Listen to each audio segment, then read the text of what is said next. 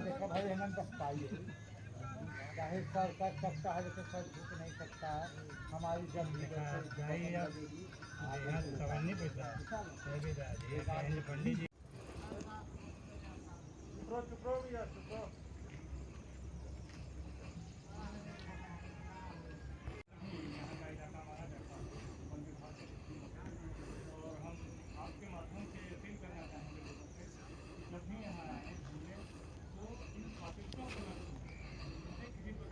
कि ये मतलब कैमूर विंध्य पर्वत श्रृंखला में ये सल्खन पाए जाते हैं सोनभद्र में, और ये अपने आप में बहुत से ऐतिहासिक पुरातात्विक तो इसको लेकर के 40-50 सेकंड में रहेगा चले।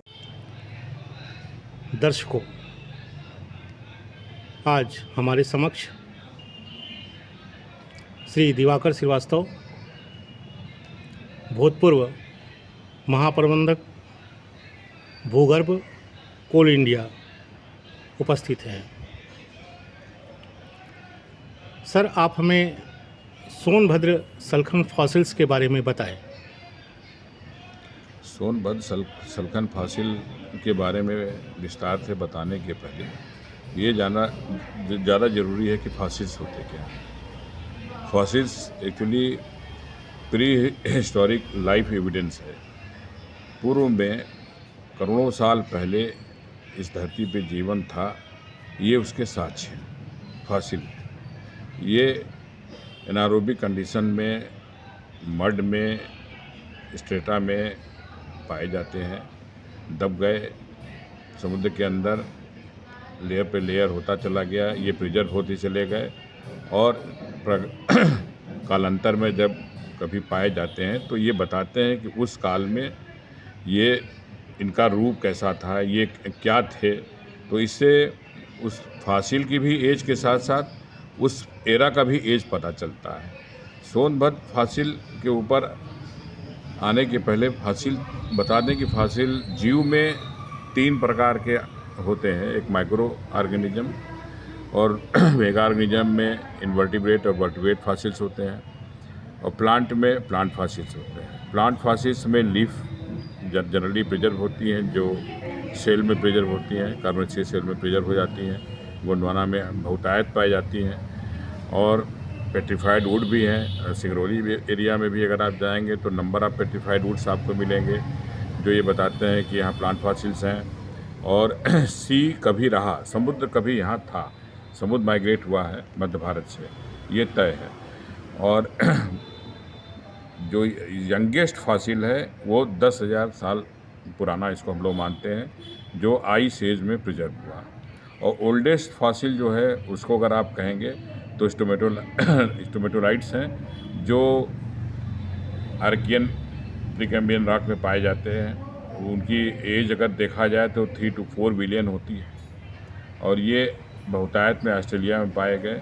सोनभद्र फॉसिल भी उसी कैटेगरी का फॉसिल है, स्टोमेटोलाइट।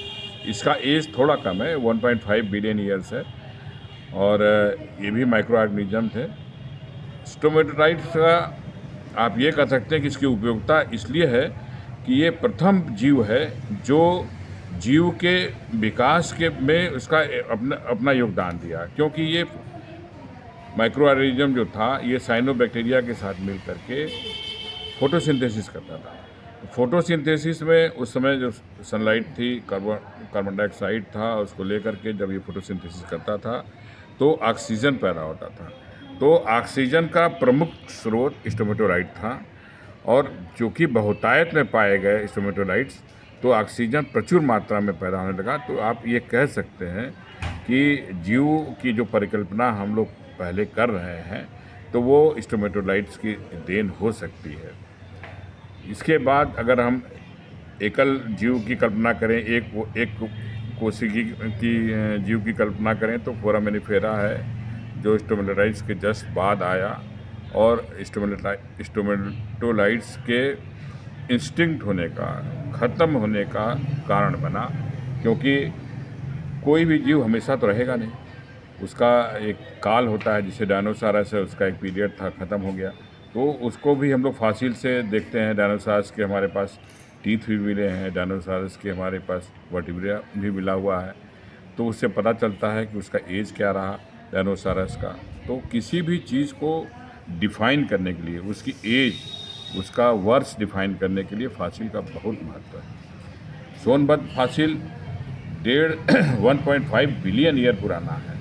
ये वास्तव में भारत के लिए उपलब्धि है और उत्तर प्रदेश ने पूरे पैलेंटोलॉजी जगत में एक तहलका मचाया जब ये पहली बार सोनभद्र फॉसिल खोजा गया। देश विदेश से वैज्ञानिक आए यहाँ और सब लोगों ने इसकी लाइफ को डिटरमाइन किया। जब कार्बन डेटिंग हुई तो पता चला कि ये 1.5 बिलियन ईयर ओल्ड है। और स्टोमेटोलाइट्स को आप पहचानेंगे कैसे? एक्चुअली क्या है कि ये लेयर्ड होता है, इसकी लेयरिंग जो होती है ना, ये मिसलेज छोड़ता है। मिसलेज जो छोड़ता है उसमें रॉक फ्रेगमेंट्स, सैंड, ये सब जो है मिल करके कैल्सीफाई होते रहते हैं और लेयर बनाते हैं। ये 3 तरह का हो सकता है, या तो ये फ्लैट होगा लेयरिंग, या कोन शेप होगा, या डोम शेप होगा। मैक्सिमम स्टोमेटोलाइट्स जो सलखन में पाए गए हैं फॉसिल, वो कोन शेप के हैं और फ्लैट हैं। डोम शेप का फॉसिल बहुत कम देखने को मिला है यहाँ पे। जितने लोगों ने देखा, हमने भी जो महसूस किया है वो यही है। तो इसको आप ये कह सकते हैं कि जो म्यूसिलेज ये छोड़ता था स्टोमेटोलाइट, उसका ये इतना महत्व था इसमें, इसके